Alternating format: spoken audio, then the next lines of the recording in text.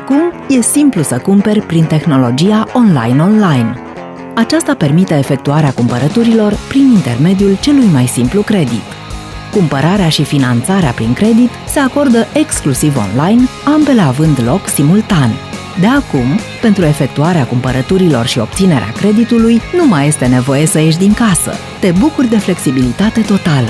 Poți aplica de pe orice device, smartphone, laptop, tabletă. În continuare, îți prezentăm care sunt pașii pe care trebuie să-i urmezi. Pasul 1.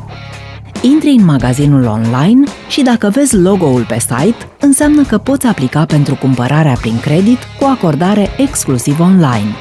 Selectezi produsele dorite și le adaugi în coșul de cumpărături. Pasul 2. Pentru obținerea rapidă a produselor dorite, te îndrepți către finalizarea comenzii din coșul de cumpărături și alegi modalitatea de plată prin opțiunea Rate online de la Credius. Pasul 3. Produsele sunt ca și cumpărate. Vei fi redirecționat în vederea completării cererii de credit și tot ce trebuie să faci este: alegi perioada de rambursare a creditului, moment în care vei fi imediat informat cu privire la rata și dobânda aferentă creditului. Completezi formularul simplu cu datele personale. Oferi detalii cu privire la veniturile obținute. Pentru salariați, va fi nevoie doar de o copie a cărții de identitate. Vei primi răspuns la cererea ta de credit în maxim 60 de minute de luni până duminică.